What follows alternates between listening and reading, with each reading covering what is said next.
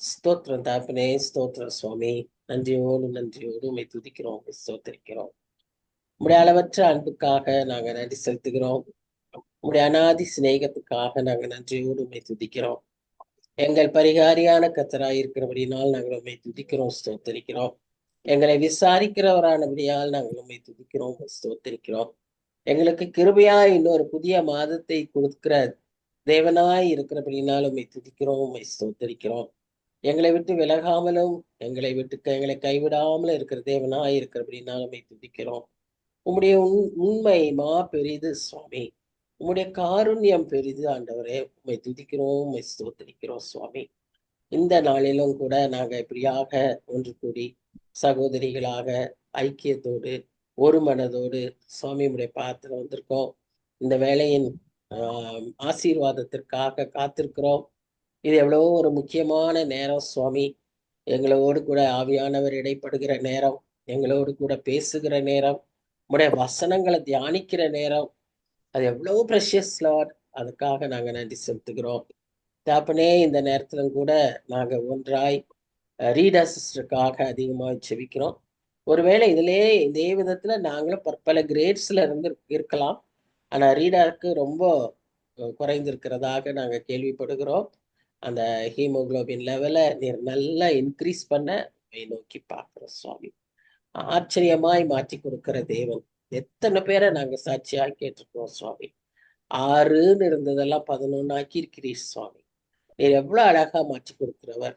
நானே 9 எல்லாம் இருந்திருக்கேன். 12க்கெல்லாம் மேலதான் இப்ப இருக்கிறதற்காக நன்றி செலுத்துகிறோம்.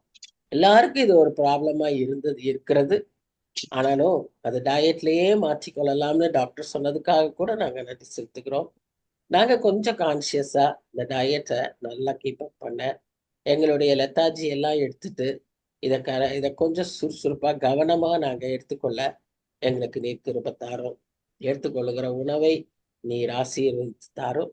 மகளுக்கு நல்ல சுகத்தை தாரும். அடுத்த கிளாஸ்லயே நாங்க பார்க்கும்போது ஒரு நல்ல இம்ப்ரூவ்மெண்ட் அவங்களுக்கு இருக்கணும். ஏன்னா இது இல்லாட்டினா அப்படியே டயர்டா இருக்கும், தூக்கம் வரும், ட்ரௌசினஸ் இருக்கும், எதையும் செய்ய இஷ்டம் இருக்காது. அந்த மாதிரி இருக்கிற நிலைமையெல்லாம் மாற்றி சுவாமி நல்ல உணவை எடுத்துக்கொள்ள அவங்க சொன்னாங்க. உணவு சாப்பிடவே முடியலன்னு சொன்னாங்க. நீ தயவா இறங்கி அந்த நாக்குல நல்ல சுவையை கொடுத்து சாப்பிட்றத நல்லா விரும்பி சாப்பிட, அந்த சாப்பாடு அவங்களுக்கு நல்ல பலனாய் மாற, ரத்தமாய் ஊற ஆண்டவரே நாங்க உண்மையை நோக்கி பார்க்கிறோம். உம்முடைய தழும்புகளால நாங்க குணமாகிற அனுபவத்துல இந்த மகளுக்கும் நீர் கட்டளையிட்டு பரிகாரியாகிய கத்த சுகத்தை தந்து ஆசீர்வதிக்கும்படியாய் சொல்றோம். இந்த நேரத்தையும் நீர் ஆசீர்வதித்து தாரும். பிரேமா சிஸ்டரும் சீக்கிரம் வந்து ஜாயின் பண்ண உதவி செய்யும். நாங்க ஒன்றாய் உடைய வசனத்தை தியானிக்க நல்ல ஒரு பெரிய அதிகாரத்தை வாசிக்க போறோம். முக்கியமான அதிகாரத்தை தியானிக்க போறோம். நீர் எங்களோடு இருந்து எங்களை காத்துப்போம். நேசிக்கிற இயேசு கிறிஸ்து மூலமாய் வேண்டிக் கொள்கிறோம். ஆமேன், ஆமேன். So welcome you all to this study. Very happy. டக்குன்னு ஒன்னாமத்தே இப்படி 5 பேர் வந்துட்டீங்க, 4 பேர் வந்துட்டீங்க. ரொம்ப சந்தோஷம். நம்ம இன்றைக்கு 6ஆம் அதிகாரத்தை தியானிக்க இருக்கிறோம். நம்ம போன வாரமே கொஞ்சம் பார்த்தோம் இல்லையா? ஒரு 4 வசனங்களை பார்த்தோம்னா எனக்கு ஞாபகம். ஒரு சும்மா ஒரு சின்ன ரீகேப் பார்த்துக்கலாம். ஏசாயா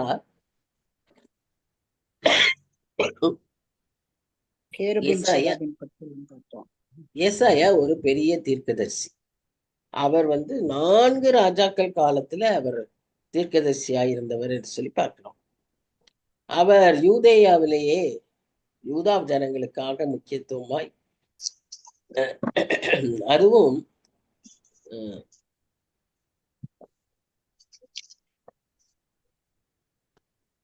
சிறையிருப்புக்கு முன் நாட்களிலே, சிறையிருப்புன்னு சொன்னா பாபிலோனியர் முற்றுகையிட்டு அவர்களை சிறைப்பிடித்துக் கொள்வதற்கு முன்பாக, பாபிலோனியர் சிறைப்பிடித்த வருஷம் 586 பிசி. ஏசாயா இருந்த வருஷம் 700 பிசி. இது என்ன 586ங்கிறீங்க, அப்புறம் 700ங்கிறீங்க? பிசி எப்பவுமே குறைஞ்சுக்கிட்டே வரும். டிசெண்டிங். ஏடி தான் அசெண்டிங். ஸோ எஸ், அதனால இங்க நாம அப்படிதான் பார்க்கணும். அந்த காலகட்டங்கள்ல தான் ஏசாயா தீர்க்கதரிசியா இருந்தார். முதல் 5 அதிகாரத்தை பார்த்தோம். 5ஆம் அதிகாரத்துல பாத்தீங்கன்னா அவர் ரொம்ப கர்த்தருடைய கோபாக்கினையை ஜனங்களுக்கு அறிவிக்கிறவராகவும் அவருடைய நியாய தீர்ப்பை குறித்து எச்சரிக்கிறவராகவும் 6 முறை ஐயோ ஐயோ ஐயோ என்று சொல்லி அந்த ஜனங்களுக்கு அவர் ஒரு உணர்ப்பூட்டுகிற ஒரு வல்லமையான செய்தியை தந்ததாக நாம் பார்க்கிறோம். இந்த காலகட்டத்தை அவருடைய நண்பனாகிய அசரியா அசரியா என்கிற ராஜா, வேதத்துல அவருக்கு இன்னொரு பெயர் உண்டு, உசியா. இந்த உசியா ராஜா மரித்து போகிற ஒரு சூழ்நிலை. அவர் மரித்தது எப்படி மரித்தார் என்று பார்த்தீங்கன்னா 52 வருஷம் நல்ல சிறந்த ராஜாவாக ஆளுகை செய்துட்டு அதற்கு பின்பு அந்த ராஜா திடீரென்று அவருக்கு ஒரு மெட்டிமை, ஒரு பெருமை வந்துருச்சு. பாருங்க, யாரும் விழுந்து விடக்கூடும் என்பதுதான் நாம இங்க பார்க்கறது. அவ்வளவு கர்த்தருக்கு பிரியமான ராஜாவா இருந்தாரு. எப்பவும் ஜனங்களுக்கு என்ன செய்யணும், நன்மை செய்யணும்னு சொல்லி ஜனங்கள் மேல, அடுத்தவங்க மேல கரிசனை உள்ளவரா இருந்தார். அவர் அவங்களுக்கு வேண்டிய திட்டங்களை எல்லாம் அழகா செஞ்சுக்கிட்டு இருந்தாரு. அப்படி இருந்த ராஜாவுக்கு எங்கிருந்தோ பெருமை வந்துருச்சு. புகழ்ச்சியும், மனுஷ புகழ்ச்சியும், நல்ல ஐஸ்வர்யமும், பயங்கர கண்ணி. மனுஷனுக்கு அது பயங்கர கண்ணிகள். யாராவது முகஸ்துதி பண்றாங்க, யாரும் முகத்துக்கு உங்களை ரொம்ப புகழ்றாங்கன்னா you have to be very careful. அவங்க மேல நீங்க ஒண்ணும் செய்ய வேண்டாம், ஆனா நீங்க ஜாக்கிரதையா விழுந்துடக்கூடாது. அவர் அப்படிதான் விழுந்துட்டாரு. அந்த பெருமையில தான் என்னாச்சு, அவரே ஆசாரியத்துவத்தை செய்ய ஆரம்பிச்சிட்டார். அது எவ்வளவு எச்சரிப்புனாலும் கேட்கல. பாருங்க, அந்த பெருமை இருதயத்தை கடினப்படுத்தி விடும், கேட்க விடாது. அப்போ கேட்காத காது கொண்டவராய் இருந்தார்.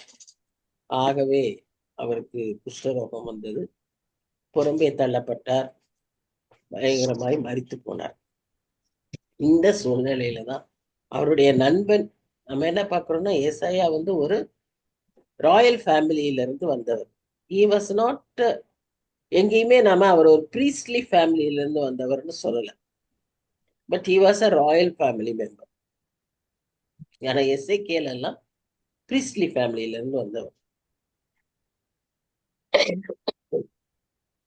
இந்த ஏசாயா என்ன செய்யறாரு, இப்படி தன் நண்பன் இறந்து போனதுனால மிகவும் துக்கமுற்றவராய், எங்க போறதுன்னு தெரியல, என்ன நடக்க போகுது, நீ ராஜ்யம் எப்படி இருக்க போகுது, ஆளுகை என்னவாக போகுது. இவர் அந்த ஜனங்களை எல்லாம் இவ்வளவு தூரம் எச்சரிச்சிருக்காரு. அப்ப நாடு என்ன நிலைமையில இருக்குன்னு பாக்குறோம்.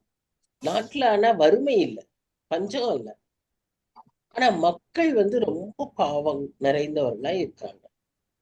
இந்த மாதிரி சூழ்நிலையில நம்ம என்ன செய்வோம், நமக்கு யாரு இருக்கா, ஏன் கர்த்தர் இதை அனுமதிச்சாரு, கர்த்தர் இருக்காரா இல்லையா, இதெல்லாம் கவனிக்கிறாரா இல்லையா, இப்படி எல்லாம் அவருக்குள்ள கேள்வி. அவ்வளவு பிரச்சனை. ஏன்னா நாம கூட நம்முடைய சூழ்நிலையில, நான் கர்த்தருக்கென்று நான் நல்லா இருக்கேன்ல, நான் கர்த்தருக்காக தானே காரியங்களை செஞ்சுக்கிட்டு இருக்கேன், பயந்து வாழ்றேன், அப்ப ஏன் எனக்கு இந்த பிரச்சனை அப்படின்னு நாம எல்லாம் கூட கேட்போம். ஆனா இங்க நம்ம பாக்குறது என்னன்னா, அவருக்கு இந்த நிலைமை வந்துருச்சு. அவர் எங்கேயும் போல, நேரா ஆலயத்துக்குள்ள போயிட்டார். ஆலயத்துல கூட அவர் ஆசாரியரா இல்லாததுனால அன்றைக்கெல்லாம் நேரம் உள்ள போக முடியாது. அதனால வாசல் கதவு கிட்ட நிக்கிறார், அங்கதான் நிக்கிறார். தாழ விழுந்து அழுதுட்டு இருக்காரு. அப்ப பார்த்தா ஒரு த்ரோன் சீன், ஒரு ஹெவன்லி சீன். இதை குறித்து தான் முதல் 4 வசனங்களிலே நாம் அந்நாட்களிலேயும் சரி, இந்நாட்களிலும் சரி, அவரை பார்த்தவர்கள் உயிரோடு இருக்க முடியாது. செத்து போய் விடுவார்கள். கிதியோன், தானியேல், யோவான் செத்தவனை போல் கிடந்தேன். அந்த மாதிரிதான். ஏன்னா யோவான் வந்து ஃபிளஷ்ல பார்க்கல. he was in the spirit. சரியா? இங்க ஏசாயா மாம்சீகமா இருக்காரு. ஆனா அவருக்கு அந்த காட்சியை காண்பிக்கிறார் ஆண்டவர். என்னத்துக்கு?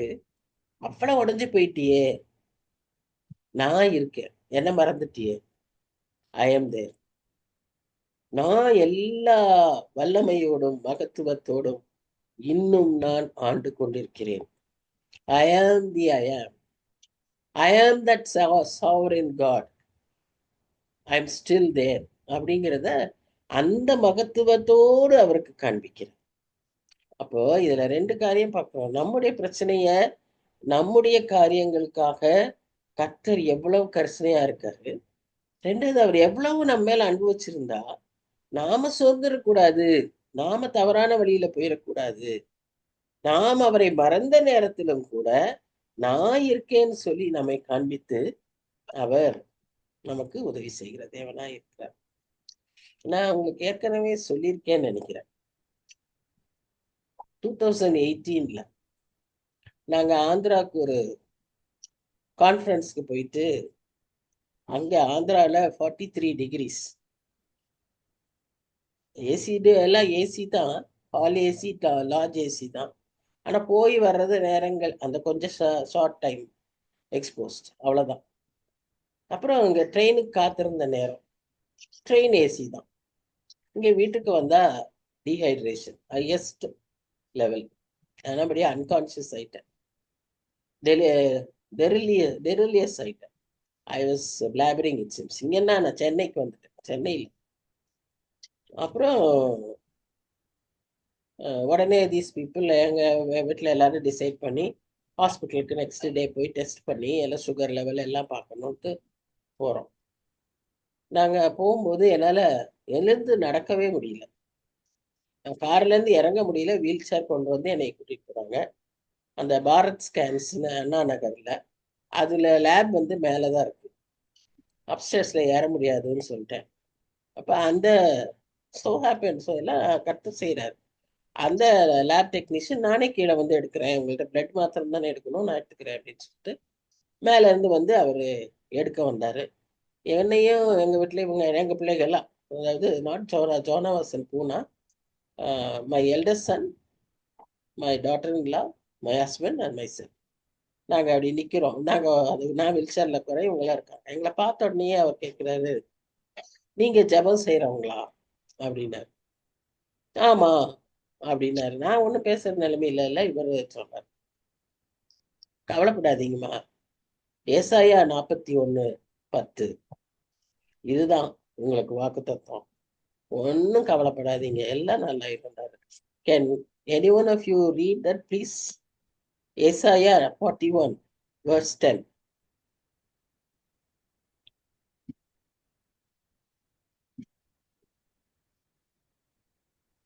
நீ பயப்படாதே, நான் உடனே இருக்கிறேன். திகையாதே, நான் உன் தேவன். நான் உன்னை பலப்படுத்தி உனக்கு சகாயம் பண்ணுவேன். என் நீதியின் வலது கரத்தினால் உன்னை தாங்குவேன். Golden words. அதான் பைபிள்ல எத்தனையோ தடவை இருக்கு. என் ஹஸ்பண்ட் அப்படியே அவர் சொன்ன உடனே 41:10 மடபடான்னு ஒப்பிச்சிட்டாரு. அந்த வார்த்தைகள் அப்படியே அப்படியே அப்படியே என்னை பலப்படுத்தியது. எடுத்தோடனே என்ன சொல்றாரு? பயப்படாதே. ஏன்னா நமக்கு உடனே வர்றது என்ன? பயம். என்ன ஆகுமோ, ஏன் இப்படி, எனக்கு மாத்திரம் ஏன் இப்படி இப்படின்னு எல்லாம் நம்ம யோசிக்கும் போது வரக்கூடிய ஃபர்ஸ்ட் தான் பயம். ஆனா அவர் என்ன சொல்றாரு? பயப்படாதே, நான் உன் தேவன், உன்னை பலப்படுத்துறேங்கிறாரு, நான் உன்னோட கூட இருக்கிறேங்கிறாரு. உன்னை வலது கருத்தினால், அதுவும் நீதியின் வலது கருத்தினால் தான். Very great encouragement. அடுத்த டெஸ்ட்டுக்கு, அதாவது 1.5 hours போஸ்ட் பிராண்டியலுக்கு போகும்போது நான் நடந்து போனேன்.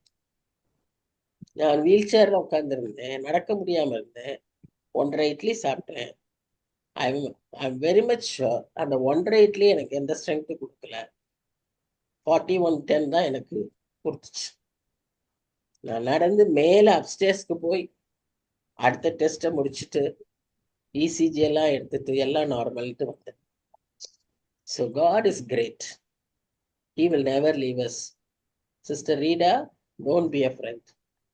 God is with you. He will heal. ஆமென் ஆமென். சரி, நம்ம இப்போ மற்ற அதை பார்ப்போம். அப்போ இந்த ஏசாயாவுக்கு அதே ஒரு மனநிலையில தான் அதாவது ஒருத்தருக்கு ஒரு மனநிலை, ஒரு காரணம். பட் மனநிலை எல்லாருக்கும் ஒரே மாதிரி. அப்படி ஒரு கைவிடப்பட்ட ஒரு மாதிரி தனியா இருக்கிற இந்த சூழ்நிலையில நான் என்ன செய்வேன் அப்படின்னு யோசிக்கிற அந்த நிலைமையில நான் இருக்கேன், நான் சர்வ வல்லவராய் இருக்கிறேன் அப்படின்னு சொல்லி அந்த இடத்துல அந்த காண்பிக்கிறார். இவ்விதமாய் நம்ம யாத்திராகமத்துல இந்த இஸ்ரேல் ஜனங்கள் முறுமுறுத்து கொண்டு கர்த்தரையே குறை சொல்லி கொண்டு இருக்கக்கூடிய ஒரு சூழ்நிலையில கூட நம்ம பார்க்கிறோம். அந்த சூழ்நிலையிலையும் கூட அவர் எப்படி இருந்தாராம்? மேக ஸ்தம்பமாய் அக்னி ஸ்தம்பமாய் அவர்களோடு கூட எப்பொழுதும் இருக்கிறவராய் அவர்களை வழிநடத்துறதை நாம் பார்க்கிறோம். இதைத்தான் நம்ம அந்த ஆலய காட்சியில பார்த்தோம். அதுல இன்னும் ஒரு முக்கியமான ஒரு என்ன பார்த்தோம்னா, ஒரு லாங் ட்ரெயின் ஆஃப் க்ளோத்ஸ், வஸ்திர தொங்கலால் அவருடைய ஆலயம் நிரம்பிற்று, புகையினால் அந்த ஆலயம் நிரம்பிற்று. புகைன்னு சொல்லும்போது கிளவுடு, வஸ்திர தொங்கலால் அந்த ஆலயம் நிரம்பிற்று என்று சொல்லி பார்க்கலாம். அப்படி ஒரு ராயல்டி அங்க அவ்வளோ ஒரு மகத்துவத்துல கனம் பொருந்தியவராய் அங்க அமர்ந்திருக்கிறார். அவரை பார்த்த உடனே, அந்த காட்சியை பார்த்த உடனே ஏசாயா முந்தின அதிகாரத்துல எத்தனை தடவை சொன்னாரு? 6 தடவை அந்த மக்களை பார்த்து ஐயோ ஐயோ ஐயோன்னாரு. இப்போ 7வது முறையா தன்னையே ஐயோன்னு சொல்றாரு. He never ever thought of himself when he pronounced that woe to others. 6 தடவை 6 குரூப்புக்கு சொன்னார் இல்லையா? குடிகாரருக்கு சொன்னாரு, பெண்களுக்கு சொன்னாரு, இப்படி நிறைய குரூப்ஸ்க்கு சொன்னாரு. ஆனா அப்போ ஒரு தடவை கூட தன்னை பத்தி யோசிக்கல. ஆனா இங்க வந்த உடனே, இந்த காட்சியை பார்த்த உடனே இவருக்கு தன்னுடைய அசுத்தம் தெரிஞ்சிச்சு, தன்னுடைய அவலட்சணம் தெரிஞ்சிச்சு, தன்னுடைய அபாத்திரத்தன்மை தெரிஞ்சிச்சு. யாருக்கு? பெரிய தீர்க்கதரிசி, கர்த்தர் அழைத்து வல்லமையாய் தன்னுடைய கோபாக்கினையை பற்றி பேசும்படி அழைத்த ஒரு தீர்க்கன். பாருங்க, ஐயோ அதமானேன். அவருடைய பிரசன்னம் நமக்கு நம்முடைய அபாத்திர நிலைமையை உணரச்சி. காலையில எழுந்து நாம செபிக்கும் போதே முதல்ல அவருடைய பிரசனத்துல அவரை நாம் நினைக்கும் போது நமக்கு உடனே தோண வேண்டிய காரியம் நம்முடைய அபாத்திரம். பிகாஸ் பரிசுத்தத்துக்கு முன்பாக there can be no shades. That purity, that white and the holiness. அதனாலதான் அந்த 3 லெவல்ல சொல்றாங்க. பரிசுத்தர், பரிசுத்தர் மீன்ஸ் ட்வைஸ் பரிசுத்தர், பரிசுத்தர் 3rd லெவல் பரிசுத்தர். அந்த ஹையஸ்ட் லெவல் ஆஃப், அதுல கம்பாரிசனே கிடையாது, அதுல ஒரு டிஃபெக்ட் கிடையாது, பர்ஃபெக்ட் ஹோலினஸ். அப்ப அந்த முன்னால நம்முடைய நிலைமை எப்படி இருக்கும்? தீர்க்கதரிசி சொல்றாரு, ஐயோ நான் அது. அவர் அடுத்தது அவருக்கு மெயினா ப்ரிடாமினண்டா தோன்றின காரியம் என்ன? நான் அசுத்த உதடுகளுள்ள. ஏன்னா அவர் தீர்க்கதரிசி பேச வேண்டியவர். அவர் பேசுறப்ப கூட அவர் சொல்ற ஸ்பெசிபிக்கா வாயையோ நாவையோ சொல்லல. ஏன்னா வாயை பற்றி நாவை பற்றி எல்லாம் நம்ம நிறைய இடங்கள்ல வாசிக்கிறோம். இந்த இடத்துல அவர் எதை பற்றி சொன்னார்? உதடுகளை பற்றி சொல்றார். அசுத்த உதடுகளுள்ள மனுஷன், அசுத்த உதடுகளுள்ள ஜனங்களின் நடுவில் வாசமாயிருக்கிறவர், சேனைகளின் கர்த்தராகிய ராஜாவை என் கண்கள் கண்டது. அன்றைய நாள்ல நான் சொன்ன போல கிதியோனா இருக்கட்டும், ஜட்ஜஸ் 6ல கிதியோனை பத்தி வாசிக்கிறோம். யாரா இருந்தாலும் பார்த்தவங்க உயிரோடு இருக்க மாட்டோங்கிறது தான் அவங்களுடைய எண்ணம், அதான் அவங்க பயம். அப்போ ஏசாயாவுக்கு இந்த எண்ணம் வந்து எதனால வந்துச்சுன்னா, 2 முக்கியமான காரியம். ஒன்று அவருடைய அந்த பரிசுத்தமான, பயங்கரமான, வல்லமையான the sovereign God's majesty. அந்த மெஜஸ்டிக் அப்பியரன்ஸ் அது அவரை உணர்த்தியது. நான் குழு ஆஃப்டர் ஆல் நான் என்ன ஒண்ணுமே இல்லை. அந்த வல்லமையுள்ள ஆண்டவர் முன்னால நான் யார், அற்பர் அப்படின்ற நிலைமை அவருக்கு வந்துச்சு. இரண்டாவது இந்த சேராபீன்கள், நம்ம வசனம் என்ன சொல்றதுன்னா, ஒருவரை ஒருவர் பார்த்து பரிசுத்தர் பரிசுத்தர் சேனைகளின் தேவனாகிய கர்த்தர் பரிசுத்தர் பரிசுத்தர்னு சொல்லிக்கிட்டே இருக்காங்க. see when something is repeated அப்படியே மைண்டுக்குள்ள உட்கார்ந்துரும். ஒண்ணு, சின்ன வயசுல எல்லாம் நாங்க வாய்ப்பாடு வாய்ப்பாடு நம்மளை படிக்க சொல்லுவாங்கல்ல, ஒன்னு ரெண்டு ரெண்டு அப்படி படிச்சுக்கிட்டே இருப்போம்ல, ஆடி ஆடி ஆடி ஆடி வேற படிப்போம். அப்படியே மனசுல நின்றுடும். சத்தமா படிக்கணும். இன்னைக்கெல்லாம் பிள்ளைங்க டேபிள்ஸ்னா என்னன்னே தெரியல. இன்னைக்கு யாரும் படிக்க மாட்டேங்கிறாங்க, டேபிள்ஸ் எல்லாம் படிக்க மாட்டேங்கிறாங்க. டக்கு டக்குன்னு கம்ப்யூட்டர்ல போட்டா டக்கு டக்குன்னு வர்றதாச்சு. பாத்தீங்களா, கை வச்சாலே எல்லாம் அப்படி இப்படி வந்துருது. நம்ம சொன்னோம்னா நம்மளை எப்படி பார்ப்பாங்க, இது எங்கேயோ வினோதமா எங்கிருந்தோ வந்திருக்காங்கன்னு. அதனால அந்த மாதிரி பட்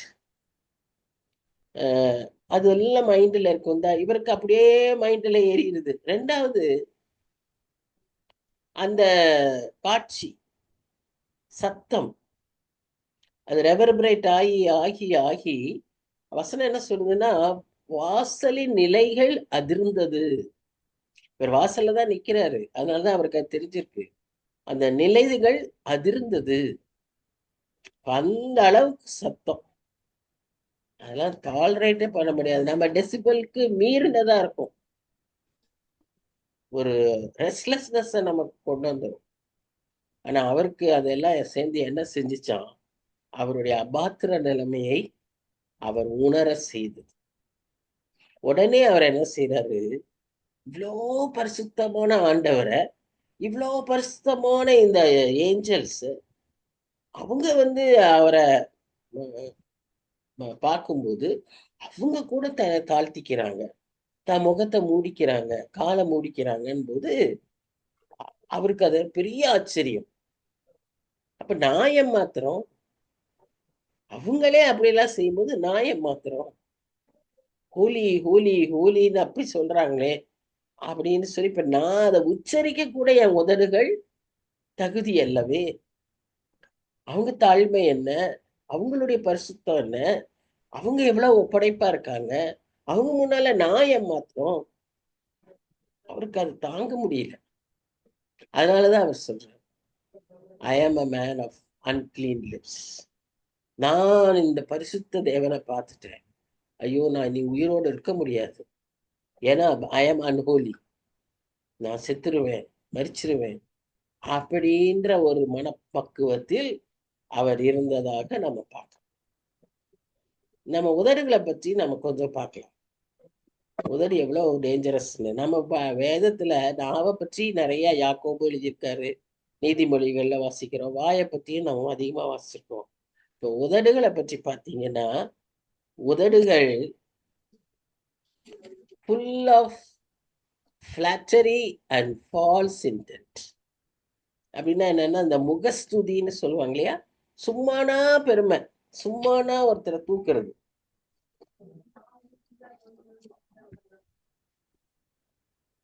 சும்மா ஒருத்தருக்கு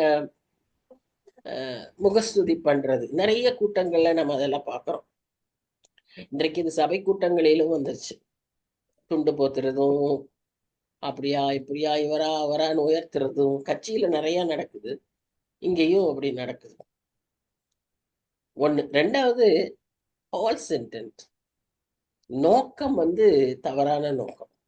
எதற்காக ஒருத்தரை புகழ்றீங்க, தவறான நோக்கம். அத சங்கீதம் 12:2 வாசிக்கும்.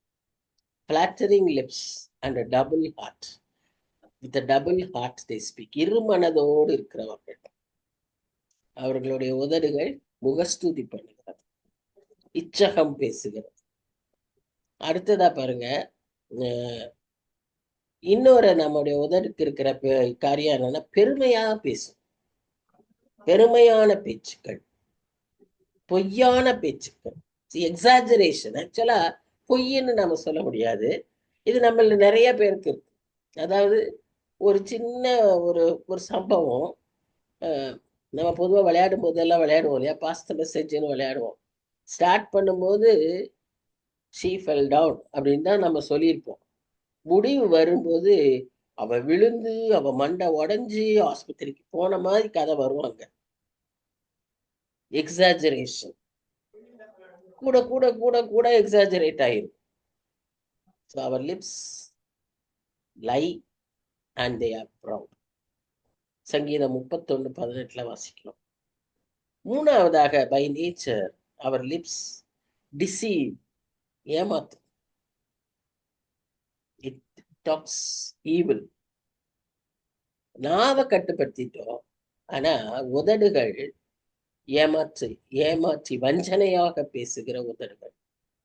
வஞ்சனையா பேசுகிற நாவை கூட கண்ட்ரோல் பண்ணிடுறாங்க, ஆனா வஞ்சனையா பேசுகிற உதடுகள் பேசுகிறதாய் பார்க்கிறோம்.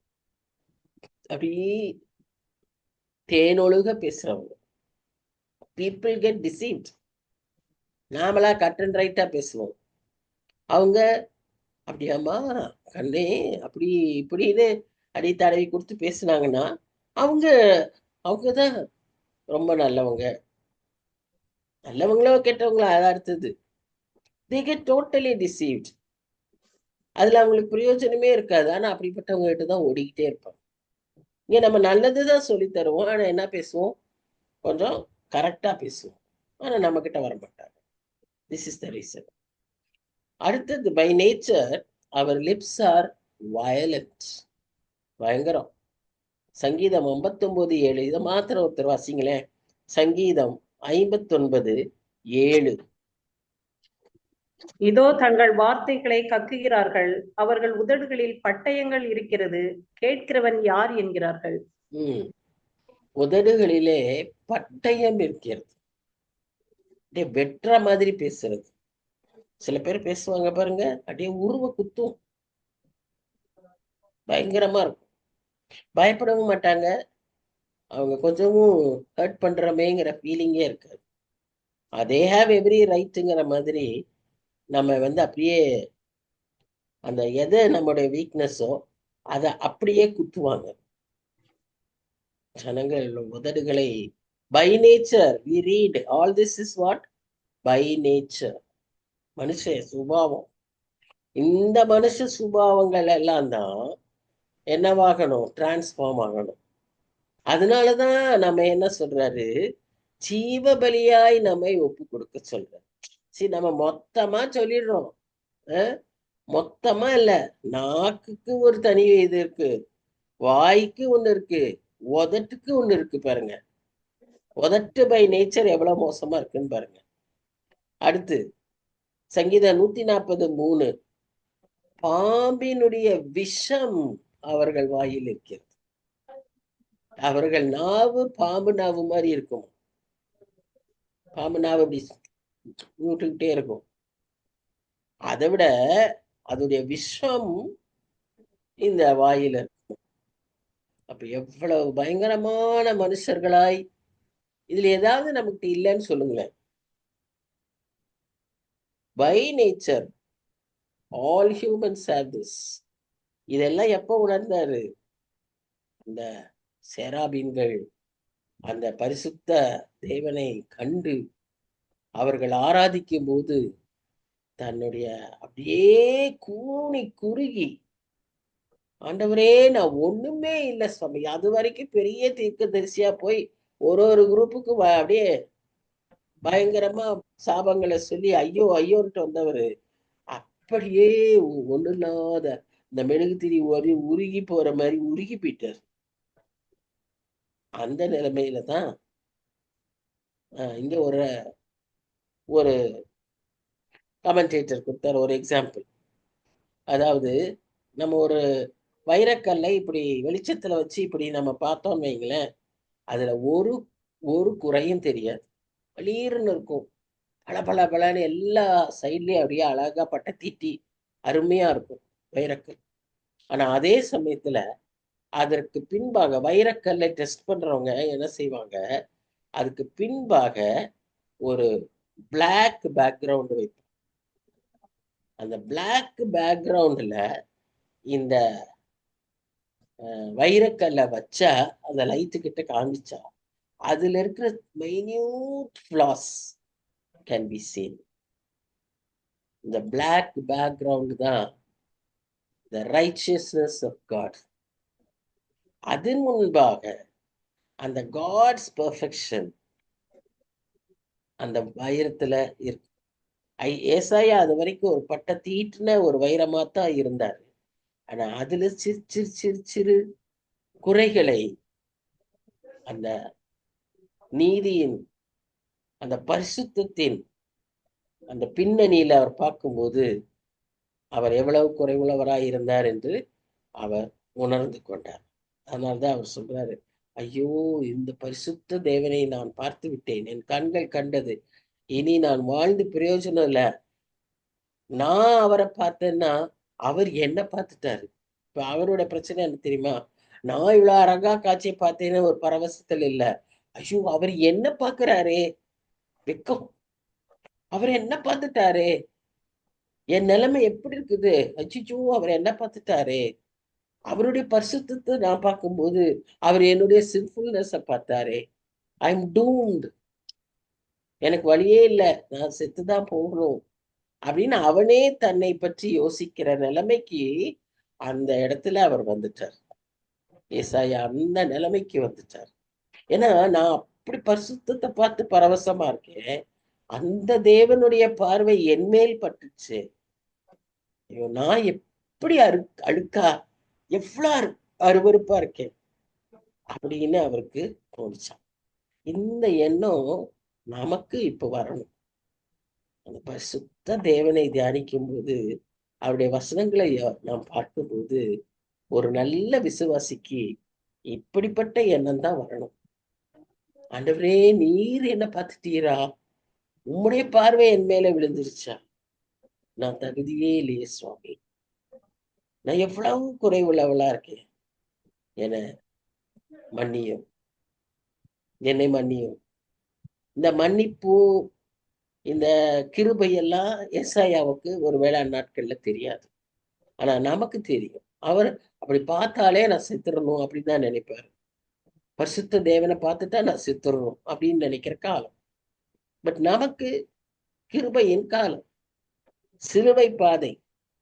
இந்த லெந்து நாட்கள்ல அதை தானே தியானிக்கிறோம். நமக்கு இந்த ஆக்சஸ் ஆண்டவர் கொடுத்துருக்கிறார். அப்ப அவருக்கு என்ன நடந்துச்சுன்னு பாருங்க. ஏசாயாவுக்கு சேராபீன்களில் ஒருவன் பலிபீடத்திலிருந்து தன் கையிலே பிடித்த குறட்டால் ஒரு நெருப்பு தழலை எடுத்து என்னிடத்தில் பறந்து வந்து அதனால் என் வாயை தொட்டு, இதோ இது உன் உதடுகளை தொட்டதினால் உன் அக்கிரமம் நீங்கி உன் பாவம் நிவர்த்தியானது. நல்லா கவனிக்கணும். அந்த அக்னி கொரட்டை கொண்டு வந்து அப்படியே வாய்க்குள்ள வச்சிடல, வாய் நாக்கு எல்லாம் வெந்து போகிறதுக்கு கூடல. எது அங்க குறைவா இருந்துச்சு? God is very specific in his actions. We must also be so specific in our confessions. நாம் அறிக்கை செய்வதிலும் அப்படியாய் குறிப்பிட்டு சொல்ல வேண்டும். இது இந்த பாவம், இந்த நபர், இவங்களை நான் மன்னிக்கல, இவங்களுக்கு நான் இதை செஞ்சுட்டேன், நான் இவங்களை ஏமாத்திட்டேன். We have to confess. broad ஜென்ரலா பேசுறதே கிடையாது. இங்க ஆண்டவர்கிட்ட ஜெனரலைசேஷனே கிடையாது, personalisation. Because he is a personal God. He deals personally. அப்ப நாம எப்படி அப்படியே மறுப்பிட்டு போறது? கரெக்டா வந்து எங்க தொட்டுச்சு? உதட்டை தொட்டு உன் அக்கிரமம் நீங்கி உன் பாவம் நிவர்த்தியானது. இதுல 2-3 முக்கியமான பாயிண்ட்ஸ் இருக்கு. When we genuinely repent, there will be genuine purging. உண்மையாய் நாம் தம்மை அறிக்கை செய்யும் போது உண்மையான ஒரு சுத்திகரிப்பு அங்க இருக்கும். தேவன் நம்மை சுத்திகரிப்பார். அது ஒரு வேதனையான ஒரு காரியமா தான் பல சமயங்கள்ல இருக்கும். சீலை பிதுக்கி எடுக்கிறது, அப்படியே களையை பிடுங்கி எடுக்கிறது, இல்ல ஆல் தீஸ் ப்ராசஸஸ். சும்மா நடுறது அதெல்லாம் நல்லா இருக்கு. ஆனா இந்த மாதிரி பிடுங்கி எடுக்கிறது, பிதுக்குறது இதெல்லாம் வேதனைக்குரிய காரியம். இதெல்லாம் தேவையற்ற காரியம். ஆனா அது நம்மகிட்ட இருக்குன்னா அது செஞ்சுதான். அதற்கு நாம் இணங்கினோமானால் அவர் என்ன சொல்றாரு? உன்னுடைய அக்கிரமம் உன்னை விட்டு நீங்கிற்று. You are forgiven. இதை விட்டு கொடுக்கணும்ல, விட்டு கொடுக்கலன்னா என்ன ஆகும்? இறுகிதான் போகும். அப்போ இந்த இடத்துல பாருங்க, தேசம் அப்படியே ஒரு குழம்பின நிலையில, தலைவன் இல்லாத ஒரு சூழ்நிலையில, ஒரு பயங்கர கிரைசிஸ்ல இருக்கும்போது, what does God search or whom does God search? யாரை தேடுகிறார்? ஒரு மனிதனை தேடுறார். Not a big army, not a very eloquent speaker, not a very efficient, smart leader. He wants one person, single person, who have witnessed his glory and who have accepted his brokenness. அவருடைய மகத்துவத்தை அறிந்து, மகத்துவத்தை கண்டு, மகத்துவத்தை ஏற்றுக்கொண்டவனும், தன்னுடைய பாவத்தை உணர்ந்து அறிக்கை செய்தவனுமாகிய ஒருவனை ஆண்டவர் தெரியும். அவனுக்கு அவனுடைய குறைய நிவர்த்தி செய்வார். ஏன்னா அந்த அழைப்பு அவனுக்கு வந்தது. இப்ப ஏசாயாவுக்கு this is second call. First call அந்த முதல் 5 அதிகாரம். இனிமேதான் அவனுடைய actual profession starts, prophecy starts. அவர் என்ன நோக்கத்தோட இப்ப ஒரு தெளிவான பர்பஸ்ஃபுல் ஜேர்னியை ஆரம்பிக்கிறார். முன்னாலே செஞ்சது கரெக்ட். அவர் செஞ்சதுக்கு ஆண்டவருடைய காரியத்தை தான் செஞ்சார், ஆண்டவர் சொல்லிதான் செஞ்சார். பட் நவ் பர்ஃபெக்ட் எக்யூப் பண்ணி, அவரை கிளென்ஸ் பண்ணி, அவரை தகுதிப்படுத்தி பயன்படுத்துறார். இந்த அனுபவம் நமக்கும் வேணும். அடுத்து நம்ம நல்லா தெரிஞ்சுக்கணும். ஏதோ ஒரு தடவை அழைச்சாரு, ஏதோ ஒண்ணு செஞ்சுட்டோம் அப்படி, அது இல்லை. அந்தந்த சூழ்நிலைக்கு ஏற்ற மாதிரி ஒரு பர்சனையே அடிக்கடி அழைப்பார். ஒரே பர்சனை நிறைய தடவை அழைப்பார். எனக்கோ ஒரு நாள் டேட் போட்டுட்டு இல்லை, அழைப்பார், தகுதிப்படுத்துவார், பயன்படுத்துவார். ஸோ இப்போ இங்க அந்த கொரட்டு கோல் என்ன அர்த்தம் குறிக்குது? சுத்திகரிப்பை, பாவ நிவாரணத்தை குறிக்குது. அட்டோன்மெண்ட், பாவ நிவாரண பலி, அதுதான் அந்த சுட்டெரிப்பு. நம்மை சுத்திகரிக்கிறதற்கு ஆண்டவர் எப்பொழுதுமே அக்கினியை தான் பயன்படுத்துகிறார். சோதிக்கிறதற்கும் அக்கினியை பயன்படுத்துகிறார், சுத்திகரிக்கிறதற்கும் அக்கினியை பயன்படுத்துகிறார். நாம் பார்க்கிறோம் இல்லையா? வெள்ளியை புடமிட்டு, குகையிலே புடமிட்டு, பொன்னை புடமிட்டு, எல்லாமே அதுதான். இப்போ 8ஆம் வசனத்துக்கு வரும். பின்பு இந்த காட்சி, இந்த காரியம் நடந்த உடனே இதெல்லாம் எங்க நடக்குது? ஆலயத்துக்குள்ள நடக்குது. வேற யாருக்கும் தெரியாது. ஏசாயா, God and his angels. அப்போ அவர் கேட்கிறார், பின்பு யாரை நான் அனுப்புவேன்? யார் நமது காரியமாய் போவான் என்று உரைக்கிற ஆண்டவருடைய சத்தத்தை கேட்டேன். இத்தனை நேரம் அவரு ஏஞ்சல்ஸ் உடைய சத்தத்தை கேட்டார். அதுவே நம்முடைய சத்தத்துக்கு above the decibels. அதனால்தான் அவர் பயங்கர சத்தமாய் அவருக்கு இருந்து எல்லாம் அசைஞ்சு, அவர் ஒரு மாதிரியான ரெஸ்ட்லெஸ், ஒரு மாதிரியான ஒரு மூளை கலங்கின நிலையில இருக்கார். அந்த சமயத்துல அவருடைய சத்தம் தெளிவாய் கேட்கிறது. ஒருவேளை அது மெதுவா மெல்லிய சத்தமா கூட இருந்திருக்கலாம், எலியாவுக்கு வந்தது போல, தெரியல. அப்போ பொதுவா ஆண்டவருடைய சத்தம் எப்படியெல்லாம் இருக்கும்னு தெரியும்ல. இடியை போல பெரிய மின்னல்களை போல முழங்குகிற சத்தம் தான், புயலை போல. என்னெல்லாம் செய்யுமா? மரங்களை பிளக்குமா, பெண்மான்களை ஈனச் செய்யுமா, வாசிக்கிற சங்கீதத்துல. ஆனா இங்கே சத்தம் மெல்லியதா இருந்திருக்கும், தெளிவா கேட்கிறான். சாம்பேல்கிட்டையும் பேசினார் இல்லையா? அப்படியெல்லாம் இருந்த இந்த சாம்பேல் பயந்து போயிருப்பாங்க. இங்க எசாயா கிட்ட பேசுறேன். ரெண்டு முக்கிய காரியம். யார நான் எனக்கு எவ்வளவு அந்த கிரைசிஸ் டைம்ல, இந்த சூழ்நிலையில நான் யார? ரெண்டாவது, யார் நமது காரியமாய் போவார்? அப்ப அங்க he involves all the three trinitarian aspect. பிதா, குமாரன், பரிசுத்த ஆவி அப்படின்னு அங்க கேட்கறத பார்க்கணும். God always want to do his work with human beings. இந்த செராஃபிம்ஸ் எல்லாம் பக்கத்திலே நிக்கிறாங்க பாருங்க. They will be so confused. நம்ம அவரோடையே இருக்கோம். அவருடைய பரிசுத்தத்துல 90% பரிசுத்தம் நமக்கும் இருக்கு. ஏன்னா ஏஞ்சல்ஸும் பாவம் பண்ணுவாங்க, அப்படி பண்ணவங்க தான் பிசாசு இல்லையா? அதனால 90 மேன அளவுக்கு இல்லைனாலும் 90% பாவம், 90% பரிசுத்தமா நாம இருக்கோம். நம்ம ஆண்டவர் பக்கத்திலேயே இருக்கிறோம். நம்ம கூப்பிட்டு என்னமோ சொல்லலையே. இந்த மனுஷன் இங்க கீழே இருக்கான், தனி மனுஷன், இவனுக்கு ஒரு பவர் கிடையாது. நாம இப்படி பறந்து போயிடலாம், நம்ம அப்படியே எல்லாத்தையும் உலகத்தையும் ஸ்கேன் பண்ணிடலாம். Like a drone or like any satellite, I can fly, I can be anywhere. I was not given this opportunity. Why God is choosing this man? God wants to use us.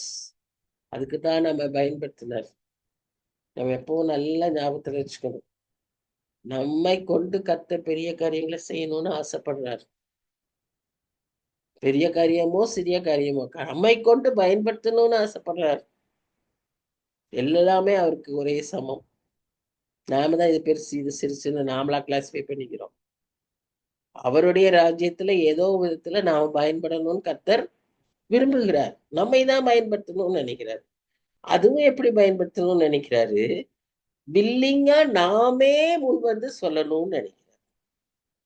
இந்த மாதிரி தொட்டுட்டு இங்க வேற எழுந்து அங்க போ, அதை பேசு, அப்படி சொல்லல. அவரு சர்வ வல்லவர் அல்லவா? அவர் தானே இந்த ஏசாயாவை படைச்சாரு. ஆனா அவர் என்ன செய்யறாரு? அவரை தொட்டு, இது என்ன, நான் யாரை கூட்டிட்டு போவேன், யார் என் காரியமா போய் பேசுவா அப்படின்னு கேட்கும்போது அவர் சொல்றாரு, இதோ அடியேன் இருக்கேன். So that willingness and that voluntary service God expects from us. But God expects this only from humans and not from his angels. Gospel proclamation, evangelization is all works allotted to, assigned to human beings, not to the angels. ஏஞ்சல்ஸ்க்கு வேற தனியா அவங்களுக்குன்னு ஒரு சில work, நாம அதுல போய் தலையிடக்கூடாது. அது மாதிரி அவங்க இங்க வர முடியாது, வரமாட்டாங்க.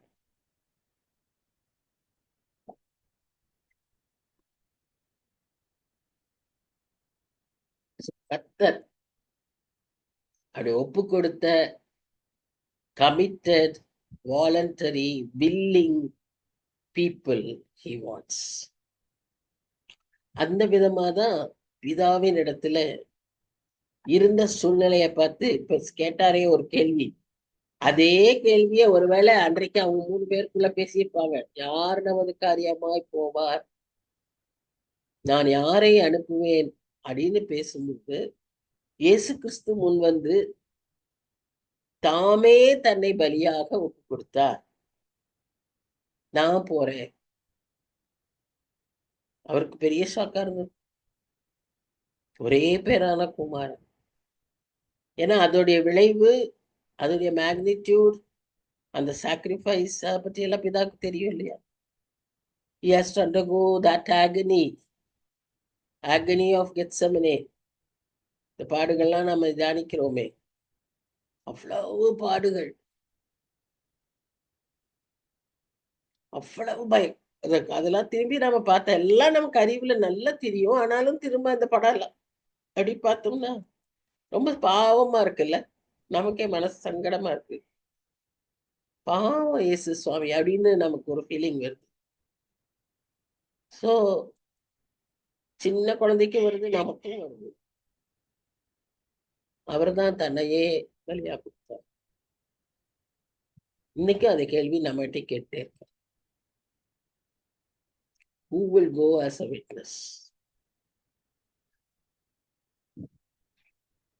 God's divine will is to send the humans with perfect cooperation. நடுவுல ஓடி வரவங்க இல்ல. நம்ம அப்போஸ்தலர் நடவடிக்கைகள் பார்த்தோம். பவுல் மார்க்க திட்டுறாரு. மார்க்கே வேண்டான்னு சொல்லிடுவார் ஒரு ஜேர்னிக்கு. ஏன் தெரியுமா? அவர் ஹெசிடேட் பண்ணார். இந்த மலையில ஏறி போய் வியாதிப்பட்டு இவரே இங்க இருமிட்டு இப்படி இருக்காரு, இனி இவர் இழுத்துக்கிட்டு அங்க மேல போகணும். அங்க போனா அந்த ஜனங்க அவ்வளவு பயங்கரமான ஜனங்க, எப்படி ஊழிய செய்யறதுன்னு ரொம்ப அறிவுபூர்வமா mark யோசிச்சிருப்பார். He sent him away. But later on, Mark realized the beauty of this ministry. He came back and even Paul accepted him. Other Christians. பிரச்சனையே வராது, வித்தியாசமான உணர்வுகளே வராதுன்னு யாருமே சொல்ல முடியாது. கட்டாயம் வரும்.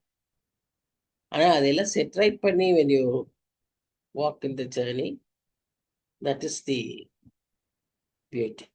ஸோ இங்கே அப்படிதான். ஸோ கேட்ட உடனே அவங்க கொஞ்சமும் யோசிக்கல. அவருடைய கேள்விக்கு நான் பதிலா இருக்கணும். Lord, I want to be the answer of your question. So he totally surrendered. Here I am. இதோ நான் அடியேன் இருக்கிறேன், நான் போகிறேன். ஸோ நாம எப்படி இருக்கோம்? நாம அவரை எதையாவது செய்ய சொல்லும்போது நாம அதுக்கு எவ்வளவு சாக்கு போக்கு சொல்றோம்? எவ்வளவு தடவை நமக்கு இந்த மாதிரி உணர்வுகள், வார்த்தைகள் வாசிக்கும் போது எத்தனையோ காரியங்கள்ல கர்த்தர் நம்ம கேட்கிறாரு. ஆனா நாம எப்படி பதில் சொல்றோம்? அப்பொழுது அவர் நீ போய், இப்ப பாருங்க, ஒரு மினிஸ்ட்ரி கொடுக்குறாரு. இது அடுத்தது. கேட்டாரு, கூப்பிட்டாரு, அதெல்லாம் ஒரு பெரிய டிராமாட்டிக் எக்ஸ்பீரியன்ஸா இருந்துச்சா? உடனே ஐசையா நினைச்சிருப்பாரு, இது வரைக்கும் நான் செய்யாத ஒரு பெரிய வித்தியாசமான ஒரு ஊழியத்தை, ஒரு மேன்மையான ஒரு ஊழியத்தை, நான் வாளாகாமல் தலையாகுவேன், கீழாகாமல் மேலாகுவேன், அப்படிப்பட்ட ஒரு பெரிய ஊழியம் எனக்கு கொடுக்க போறாரு அப்படின்னு நினைச்சு போனாரா? அங்க 9:10 பாருங்க என்ன சொல்றாருன்னு. நீங்கள் அந்த ஜனங்கள்கிட்ட போய், நீ போய் அந்த ஜனங்களை நோக்கி செய்தியை சொல்லாத, எந்த செய்தியை சொல்லாத. என்ன சொல்றாரு? காதார கேட்டு உணராமலும் கண்ணார கண்டும் அறியாமலும் இருங்கள் என்று சொல். அடுத்த வசனம், அவங்க முதல்ல காதார கேட்டு கண்ணார கண்டு இல்ல அறியாமல், இருதயம், இங்கிலீஷ் ரொம்ப அழகா வரும், ஹார்ட், இயர்ஸ், ஐஸ் அப்படின்னு வரும். இங்க தங்கள் கண்களினால் காணாமலும் காதுகளினால் கேளாமலும் தங்கள் இருதயத்தினால் உணர்ந்து குணப்படாமலும் நான் அவர்களை ஆரோக்கியமாக்காமலும் இருக்க நீ அவர்கள் இருதயத்தை என்ன செய்ய கொளுத்ததாக்கி காதுகளை மந்தப்படுத்தி அவர்கள் கண்களை மூடி போடு என்றார். எப்படி ஒரு வித்தியாசமான ஒரு மினிஸ்ட்ரி பாருங்க. ஏதோ அறிவிச்சு ஒரு பெரிய எழுப்புதல் வந்து, மனந்திரும்புதல் வந்து, அழுது ஒப்பு கொடுத்து, அதுல ஊழியம், அதுல இங்க ஏசாயாவுக்கு போய் அவங்கள கொளுத்ததாக்கு அவங்க கேட்க கூடாது, அவங்க மந்தமாகணும். எப்படி ஒரு ஊழியத்தை போய் செய்யறது? இப்படி ஒரு ஊழியத்தை கொடுத்தா நம்ம என்ன செய்வோம்?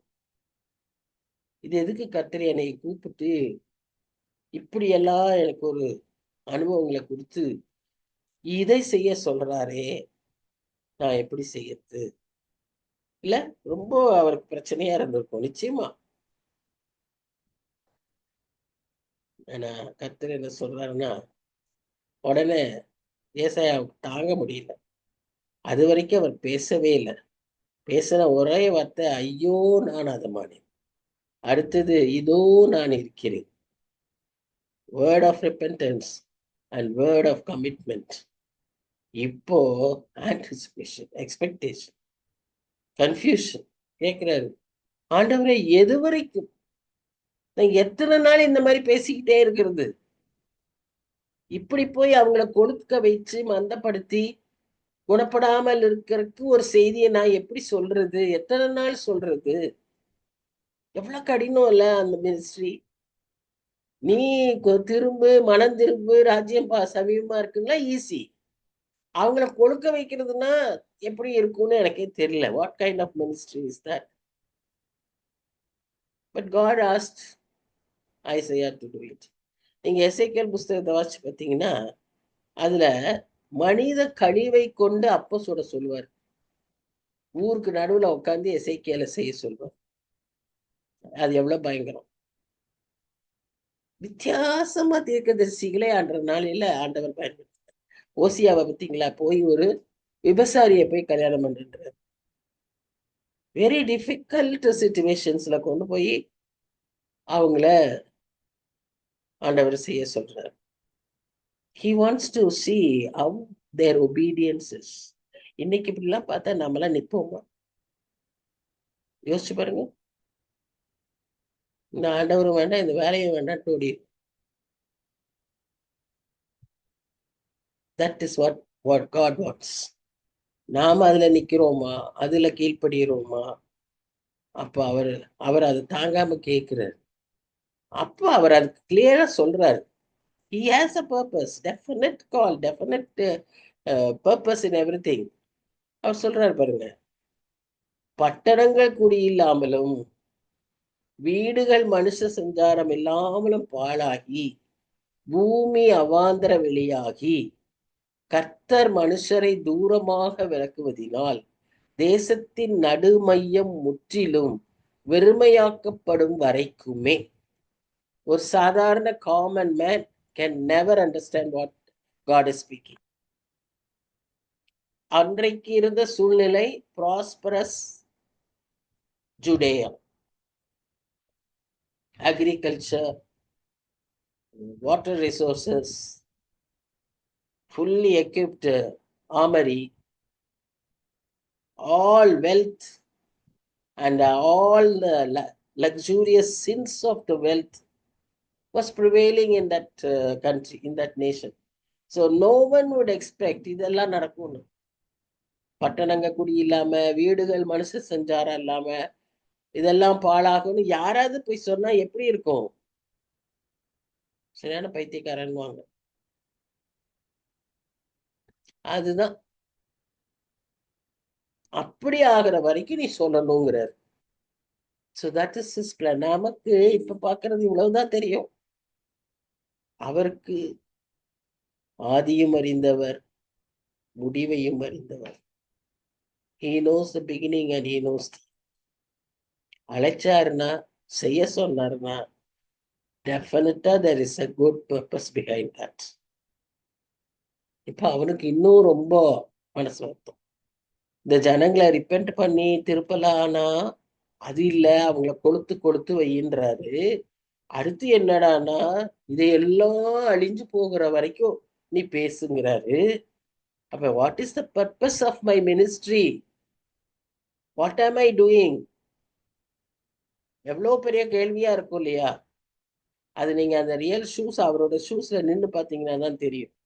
இப்போ ஒருத்தர் உங்கள்கிட்ட ஒரு வேலையை கொடுத்து அர்த்தமே இல்லாத இந்த வேலையை நீ செய்யின்னு சொன்னா, அதை விட தலைவலி, அதை விட ஒரு கன்ஃபியூஷன், டிப்ரெஷன் வேற எதுவுமே இருக்க முடியாது.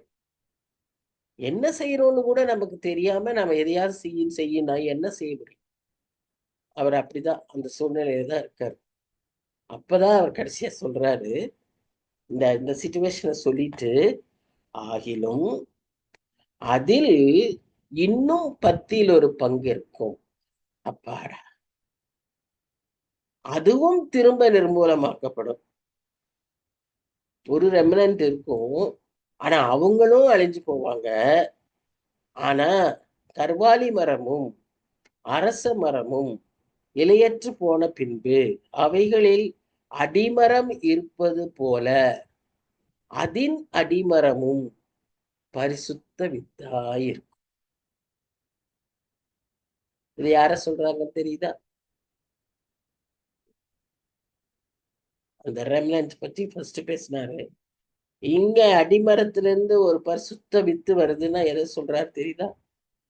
ஈசாயின் அடிமரத்திலிருந்து ஒரு கிளை தோன்றி, அதுதான் மேசியா, தாவீதின் வம்சத்திலே வருகிற மேசியா.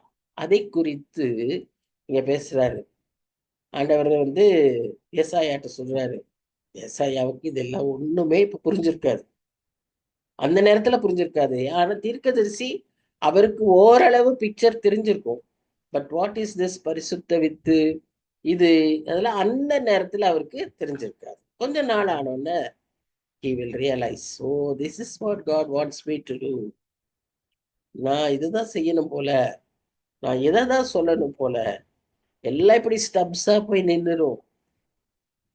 அது டேபரின் ட்ரீயா இருந்தாலும் சரி, அரச மரமா இருந்தாலும் சரி, எல்லாம் இப்படி அழிஞ்சு போகிற ஒரு நிலைமை வரும்போது, இன்னைக்கு அந்த பாலஸ்தீனியர் நான் உடனே இதை வாசிக்கிறப்பெல்லாம் அந்த காசா ஸ்ட்ரிப் தான் யோசிப்பேன். ஏன்னா அதுதான் அடிக்கடி படத்துல காட்டுறாங்க.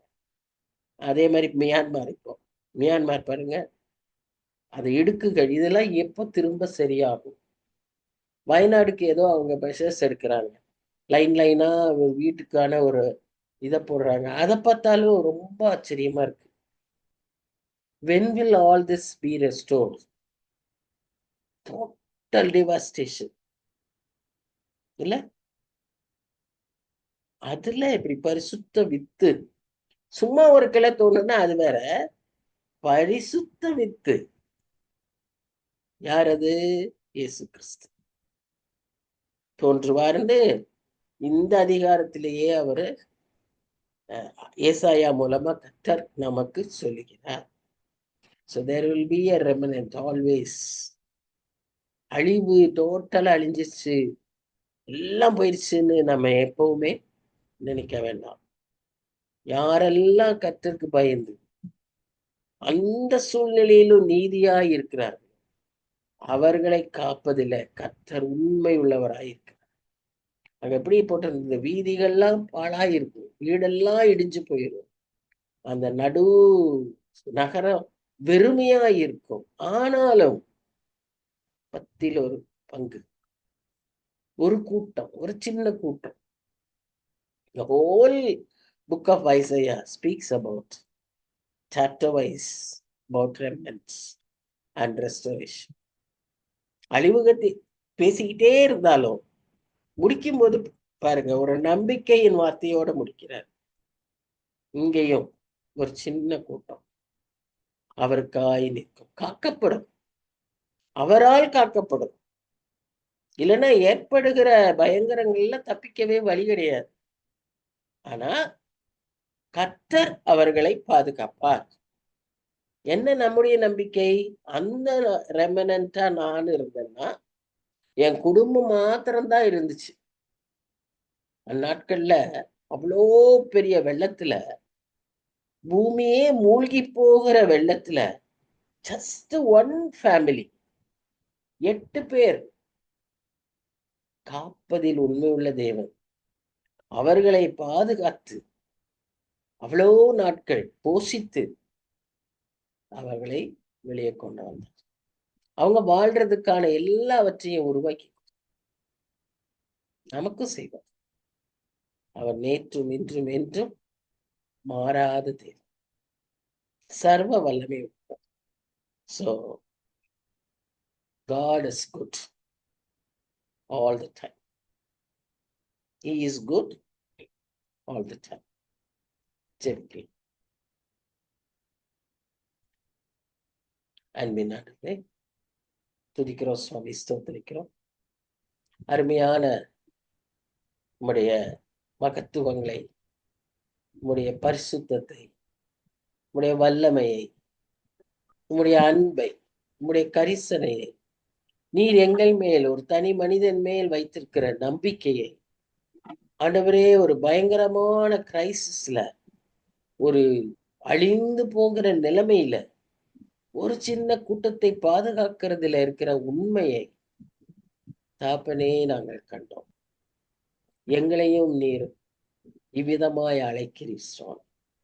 ஏதோ ஒரு நாளில் அல்ல, ஒருவேளை அனுதினம் கூட அந்தந்த நேரிடத்துல நேரிடக்கூடிய சூழ்நிலையில, அந்த இடத்துல, அந்த சிச்சுவேஷன்ல you want us to rise up Lord. எழும்ப, நாங்க அந்த இடத்துல எழும்பி உம்முடைய காரியத்தை செய்கிறவர்களாய் காணப்பட எங்களை நீ நம்புகிறீர் சுவாமி. எங்களை நீ தகுதிப்படுத்துகிறீர். நாங்க எங்க அபாத்திர தன்மையை அறிந்து உம்மிடத்துல அறிக்கை செய்யும் போது, ஐயோ நான் அதமானேன், அசுத்த உதடுகளுள்ள மனுஷன் என்று சொல்லுகிற விதமாக நாங்க என்னென்ன எங்களுடைய பலவீனங்களோ அறிக்கை செய்யும் போது எங்களை தகுதிப்படுத்துகிறவர் மாத்திரமல்ல, பயன்படுத்துகிறவராயும் இருக்கு. அவ்வளோ வல்லமையுள்ள அந்த தூதர்கள் முன்பாக அற்பர்களாகிய எங்களை நீர் சுவாமி நம்பி இருக்கிற தேவனாய், you want us to work with us, work along with us. எவ்வளோ பெரிய ஸ்லாக்கியம் ஆண்டவரே. அதை நாங்கள் உணர்ந்தவர்களாய் எங்களுடைய பணிகளை செய்ய, உமக்காய் ஊழியம் செய்ய, ஒவ்வொருத்தரும் நாங்க செய்யற எந்த காரியமா இருந்தாலும் உமக்கா நாங்க செய்யும் போது நீர் எங்களோட இருக்குங்கப்பா. நீர் எங்களோட சேர்ந்து செய்றீங்க. நீர் எங்களை எதிர்பார்த்துக்கிட்டே இருக்கீங்க. ஏஞ்சல்ஸ் எல்லாம் கூண்டு பாக்குறாங்க, எங்களை அப்படியே பாக்குறாங்க. இவங்க எப்படி செய்யறாங்க, இதுக்காகத்தான் அவர் இவங்களை நம்பினாரா அப்படின்ற ஒரு இதுல இருக்காங்க. இந்த உணர்வோடு எப்பொழுதும் ஜாக்கிரதையாகவும் உண்மையாகவும் பரிசுத்தத்துடனும் உமக்குன்னு சின்ன காரியமோ பெரிய காரியமோ செய்துவிட எங்களுக்கு உதவி செய்யும் சுவாமி. இன்னொரு விசை அழைப்பை எங்களுக்கு தருகிறோம். யார் என் காரியமாய் போகலாம். அறுப்பு மிகுதி சுவாமி, வேலையாட்களோ கொஞ்சம் தேவை அதிகம்.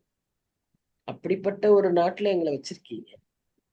நாங்க இதை குறை சொல்லி அதை குறை சொல்லி அதை பேசி இதை பேசி எங்க நேரத்தை வீணாக்காம செய்ய வேண்டியதை செய்ய எங்களுக்கு கிருபை. ஒண்ணுமே செய்ய முடியலன்னாலும் முழங்கால்களை முடக்கி ஜெபிக்க எங்களுக்கு உதவி செய்யுங்க. கிருபை பாராட்டுங்க ஆண்டவரே, கிருபை பாராட்டுங்க. எங்க சரீரங்களில் இருக்கிற பலவீனங்களை எல்லாம் நீர் அறிவீர். எல்லாருக்கும் ஒரு ஒரு அற்ப சொற்ப சுகவீனங்கள் உண்டு. உம்முடைய தழும்புகளான கரத்தை நீங்கள் மேல் நீட்டும்.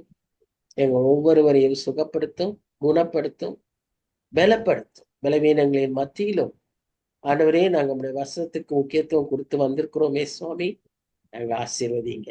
எங்களை நீர் கைவிட மாட்டீங்க. எல்லாவற்றையும் கணக்கில் வைக்கிற தேவன் ஒரு நல்ல சுகத்தை, பூரண சுகத்தை எல்லாருக்கும் நீர் கட்டளையிடும்படியாயுமே நோக்கி நாங்கள் ஜெபிக்கிறோம் சுவாமி.